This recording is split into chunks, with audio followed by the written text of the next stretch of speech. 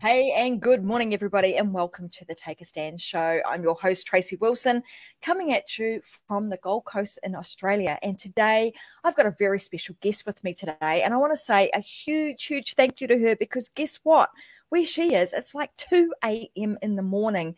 So she has stayed up till the wee hours of the morning to be here present with us on the Take a Stand show to share with you how she's actually come back. She's come back really strong after some major setbacks in her life.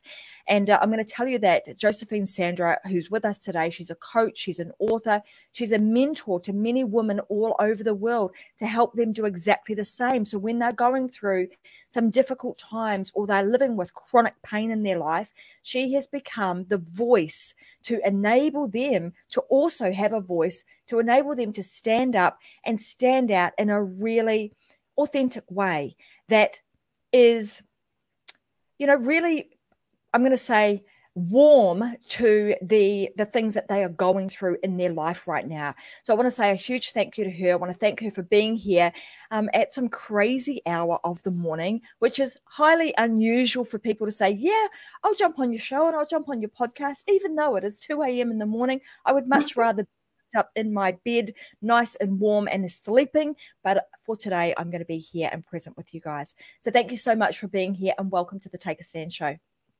Thanks, Tracy, for having me. It's called Take a Stand.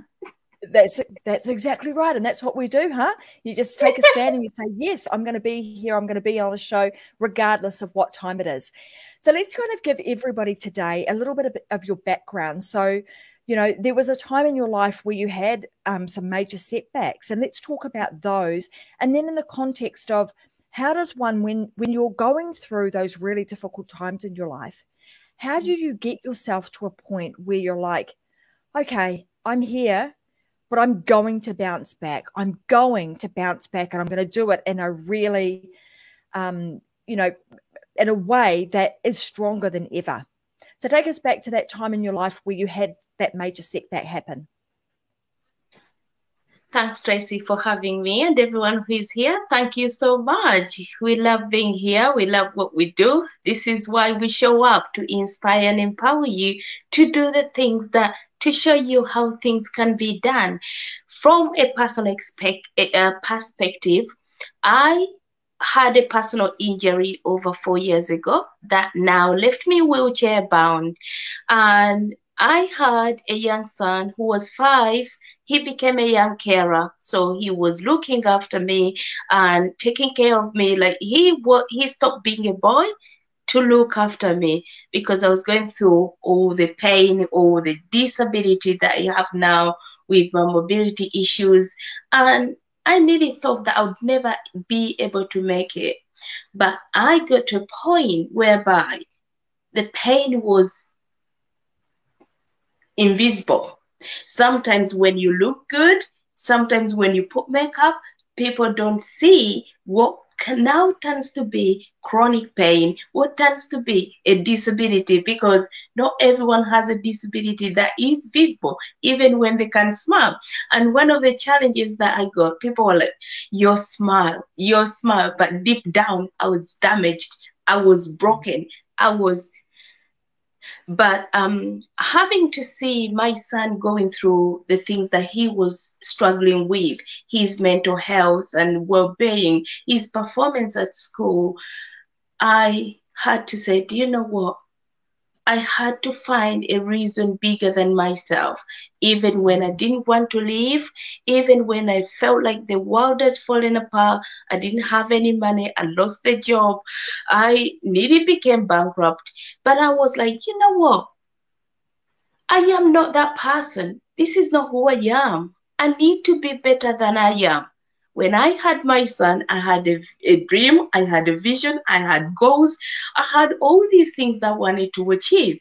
But something along the way that we never ever get prepared for comes along and it smashes you right in the face. So I had to find a reason bigger than myself to get back up. And that point for me, it was my son. I was like, you know what? Yes. My son was my big why to get back up.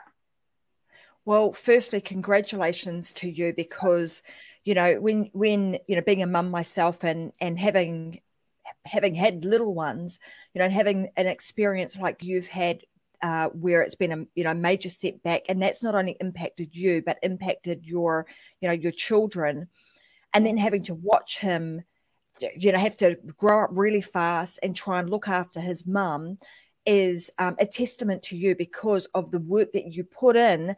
Obviously, prior to having the accident, he wouldn't have been able to do that had you not instilled him with a lot of the skill and the love and the compassion that you need to be able to look after and take care of somebody else. So firstly, congratulations for that.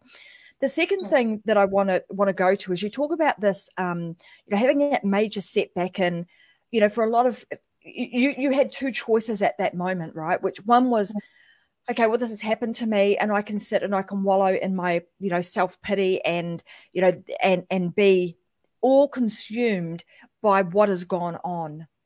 But the other option you had was go, you know what, I need to dig really deep, and I need to find something that is going to help me to pull myself out of this almost this mindset, and this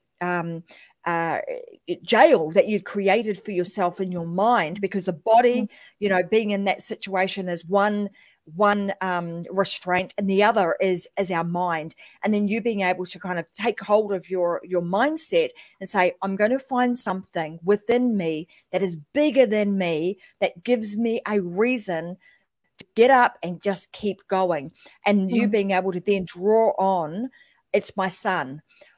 When you did that, so the first thing is, like, how did you get to the point where you knew, I've got to find something bigger than me? Why was that so important? It was important because I knew what had happened wasn't no fault of my own. I had to tune into myself and found out, yes, something has happened. I accepted that. You know what? Over 4 years, nearly 4 years, I cried, I sobbed, I did all the things that you could usually do when you're depressed, and none of that made sense. And I was like, you know what? I cannot live like this for the rest of my life and see my son suffer. So acknowledging that and accepting that, actually, do you know what? I cannot live like this any longer. I started to change the limiting beliefs, the things, the thoughts that I was telling myself, the thoughts that came to me, the things that, the negative thoughts, the limiting beliefs, the thinking that I can't do this. I started to change my mindset, the way I thought, the way I saw things, went into neuro-linguistic programming, and I'm like, you know what, this is not me. I need to get back up. And how can I come back up? By knowing that something happened, accepting it, acknowledging it, and then knowing that I need to take action. I call that the 3 A's to get back up. So that those 3 A's, like acknowledgement, yeah, acceptance, and then action. And action, yes. I love that. So, as far as any kind of setback that we have, I mean, those 3 A's would be something you could fall back on anytime you have a setback. It's like, okay, so I accept that this is happening. I acknowledge that something's going on, right here. Now I'm going to, what do I need to do to actually make a difference, make a change? What needs to be different? Because you then realizing that, hold on, what's gone on? I'm sobbing, I'm crying, I'm, all of these things. And then realizing this is not what I want. This is not what my life needs to, that my life doesn't need to be this way, but it starts with me accepting what's happened and now being able to take some action to make a change and make a difference. Then you're going deep and digging deep and saying, well, now I've got to find something that's bigger than me, a bigger purpose, a bigger meaning to why I need to keep moving forward. Yes, yes. And so that started obviously with your son, and then you starting to do some form of, you went down the path of personal development. Absolutely. And then from that, I was able to go on to explore me a bit more further, identifying I stopped looking at the things I could not do to the things I could manage to do. What are those things that actually brought joy, happiness, even when it felt like waking up? Because when you have a setback, it's actually a setup for your comeback. So you don't see that just yet, but it's preparing you, doing the solid foundation that once you have that set back up and you find a reason bigger than yourself to get back up here, that's a foundation for you to come up, because it's actually what I have been through that helped me to find my soul divine called purpose to do what I do now, because I was there and no longer want. I don't want any other women to suffer, to go through what I went through, to leave it too late, to think that they can't do it. And yeah, that's how I dragged myself out there. I forced myself to come out there, find the gratification, like being grateful for who I am, for being here. There's so many people who are deaf, you know, and they can't speak, they can't express themselves. But I had a son, I had a life. I had something that I could do, that I could smile for. What are those little things? It doesn't have to be big, because when you've had a setback, you can't think that you need to get up the ladder before actually taking step by step. And when you have not prepared yourself to get up the steps, you might get all the way up and fall right back, and then and you're like, you know what? No, I'll give up. But becoming an overcomer out of that, it has been a great tool for me. And I love the way that you've looked at, that you're looking at this, is that, whenever you have a setback, it's actually setting you up for your comeback, for the next thing. And, I've heard this, making your message, when we have a mess or a challenge or a setback in our life, and you then can, take the bull by the horns and say, well, I'm going to acknowledge this, I'm going to accept it, and now I'm going to take some action. That then puts you in the power seat to be able to move forward. You've taken your power back. And from being powerless to, sitting, oh, this happened to me. Yeah, you become really powerful because you've taken that power back by acknowledging, by accepting, and now being able to take some level of action. And I love that mindset shift of what am I going to focus on? Well, I'm not going to focus on all the things I can't do. I'm going to focus on the things that I can do, the things that light me up, the things that bring me joy, the things that I can be, constantly and forever grateful for. Like, what are those things that I focus on? When you did that, like, how rapidly did things start to change for you? Well, I started to think that actually what I'm going through or what I struggle with cannot define me if I don't allow it. So not allowing that, actually, no, I'm not going to allow it. I'm not giving it the power, or it has nothing to do with my future. So by doing that, taking action, taking a step by step. So I had to do this mind map. Like, I did a lot of journaling. This is why I started to write my first book. I was literally brain dumping, like as you do journaling and brain dumping. Every step I took, I could jot it down, I could write it down, I could reflect on it, I could just say, like, you know what, that's done. So every day is the action that I took was a result from the same day that if I took action today, I now would get result. I wouldn't be where I am now if I took action. Like, for example, I've had to have the courage, the resilience to come and be here today. I could have said, you know what, no, I'm not going to do it. But because I never gave up, I did not consider the option of giving up, because I want to inspire the people. And when I did that, it took step by step, because everything that I did was built onto the other. And I saw a bit lighter. I felt myself a bit happier. I saw myself opening up a bit more rather than, being intrusive, like keeping things to myself. I was more open to talk about me, talk about what I struggle with, talk about, what I have overcome, started to reach out to the press. And I saw people reaching out to me. And then every time I reached out, people reached out to me. I was like, oh, and they gave me some wonderful feedback. It built me. It built me. And that's how rapidly things started. From the beginning of lockdown, I was bedridden. I couldn't even stand. So, and then from that point, when people rang up to say, Josephine, how did you cope during COVID, for the past 3-4 years of your life bedridden? Because now they started to realize that being homebound was a nightmare and people couldn't cope. So I was started to be concerned because I was being vocal, posting on social media about my life. They now came to me to ask questions. How did you cope? How is this? How can we do this? How can you do this?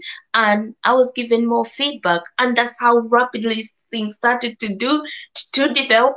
And in August, I published my first book. Good for you. Congratulations. Good for you.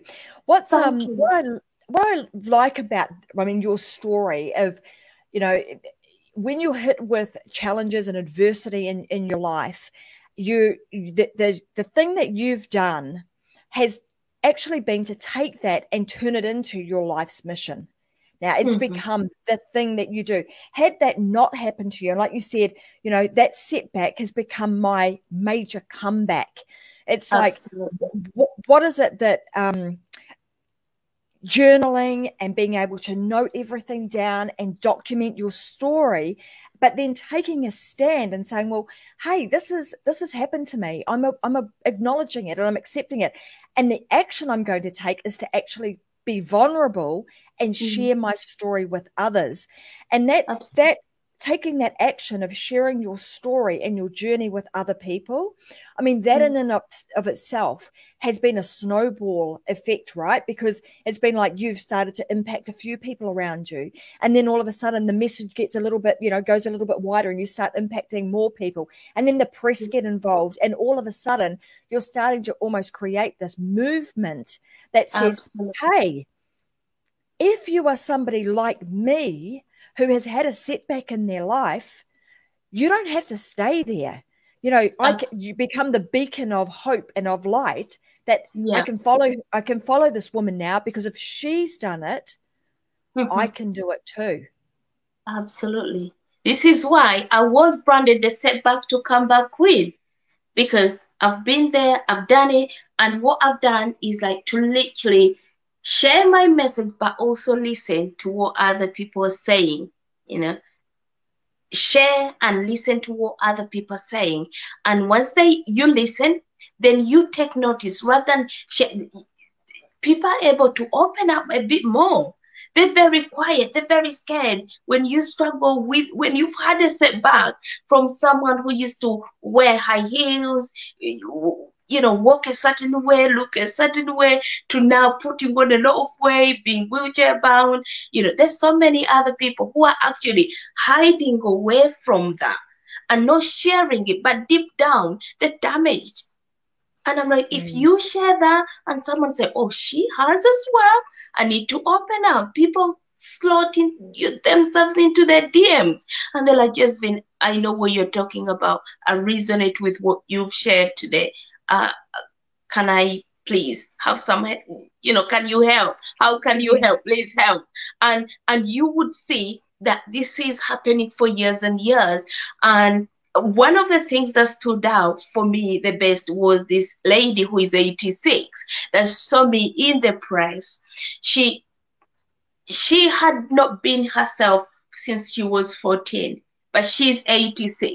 She read about me, reached out to me, and she was a bit insecure, but she opened up, like later on, opened up because I create that safe space where people can feel heard, accepted, and totally supported without any kind of judgment. So this person was able to feel that they can open up.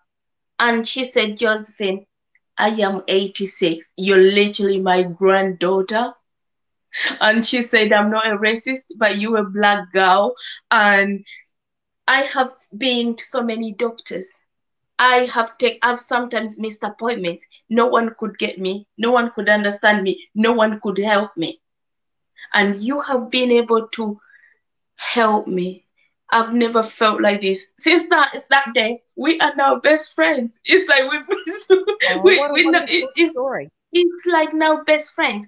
This is the power of taking ownership, the power of opening up and sharing and not hiding from what is eating you up. Isn't that an interesting thing? Because often, you know, when with whatever it is that we're going through, you know, we often think, oh, I just don't want to tell anybody about that. I'm just going to keep it all to myself, not through selfishness, but through the fear of judgment, through the fear of sharing my story with others and being judged for it. But when you do that, as you've found out, when you start to share your story, other people get to listen. They go, that sounds like me. I can relate to that. I'm resonating with what it is that she's talking about. And through that whole process, it's always a symbiotic type, it becomes a symbiotic relationship, because as much as you're sharing, it's therapeutic for you as much as it's therapeutic for the person who's actually hearing. And like the story you just told about that 86-year-old woman, you know, being able to connect with someone like you who just gets her and understands her and just creating a safe space that she's able to just get it out. That was therapy enough to get her to the point where, you know, she's more lively now. She is, and she's recommended so many other people as well to speak to me. And I feel that that's what we need. Sharing your message and story from a personal lived experience has more meaning than someone who is just doing something else, because you know what you're talking about. You have lived it, and you know the loopholes of where to which recommendations, which sharing that you can do, how to help other people open up and feel like actually you're not alone. You think you are. Major difference, right? Through teaching through theory rather than teaching through the experience, because you really truly know and understand, because you've been there and you've experienced that as part of your journey too. So Josephine, tell us a little bit about your book. So your book's called Revolutionary Breakthrough, Setback to Purposeful Comeback. So tell us a little bit about that and where people can find it. So yeah, the revolutionary breakthrough, how to turn your setback into a purposeful comeback, was purposely written when I didn't think that the book would come live, or I would be here when the book was being written, because I was trying to write something to leave behind for someone to find when I'm not here. I'm so grateful that I am here. And it's about a personal life, the things that I went through, the things that I've been able to pull through, how my son has helped me to get back up, the power of networking, it talks about the power of networking. It talks about how to open up and speak about yourself, and now to not feel that what you're going through can actually define you if you do not allow it. It's bringing all the certain areas of my life, of what I struggled with over the past 4 years, to August when I got it published, and it's on Amazon. So you just type in my name, Josephine Kalagira, and it's from a very deep me to come back up, and it just means the world. Well, fantastic. I mean, I know what it takes to, write a book and then get that published. So again, congratulations for getting that out. It's a big achievement. But I'm going to make sure that our team actually puts the link so that you guys are able to go to Amazon and be able to find that book really easily. So Robin Helm is popping that in the description right now. And if you're listening to this on the podcast, it'll also be in the description section in the podcast. So you'll be able to go ahead and get a copy of that book. Now, the other thing that I wanted to talk about was what I found quite fascinating about that, Josephine, is that you started writing that for the purposes of, I'm going to leave this behind in the hope that somebody will find it when I'm gone. Now, one of the and I don't think you would be alone when people are writing their memoirs or writing, their stories of their life and their life experiences and, their advice, etc. You're often writing it from that point of view.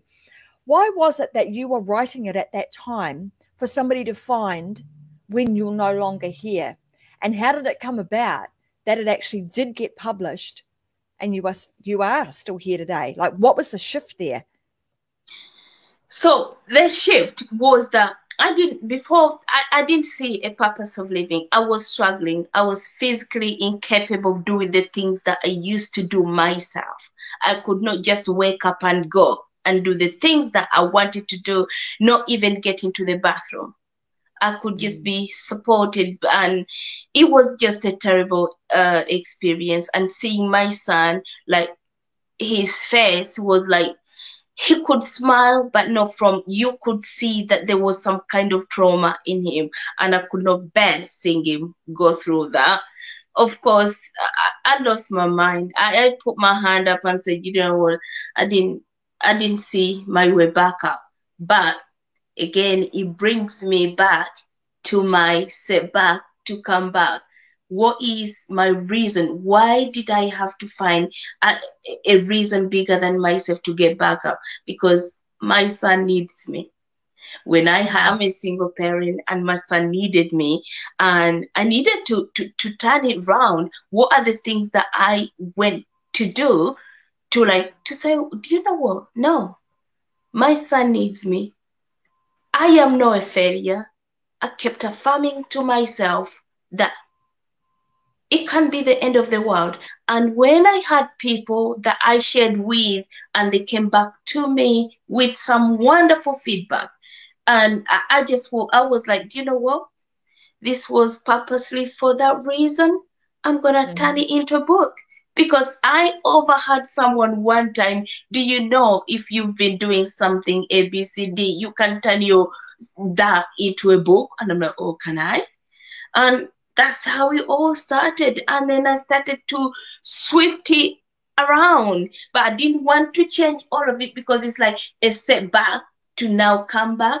I was like, you know what? It has to go out there. And it was like, when that book got published, it was like a big load came off me to now own myself even more. That is fabulous. I good on you for actually getting it out there. It's a lot of work to do that. And I know that by you, I mean, here's the thing, right? I mean, you could have just kept that all, in a drawer, and one day, somebody may have found that and one person would have read it. But because you've taken the action, you've said, you know what, I'm actually going to take a stand for this. I'm going to stand firm on what my beliefs are and the way in which I have, made my comeback. And I'm now going to use this book and use my voice to stand out and share my experience with others so that they too can, they can have a comeback. They can find my story motivational and inspiring and enable them to create a level of hope and opportunity for their own lives. So I want to ask you this question, Josephine. If you were to give yourself or to give other women right now who are faced with a setback in their life a piece of advice, what would the piece of advice be? What would be the most important thing that you would tell them?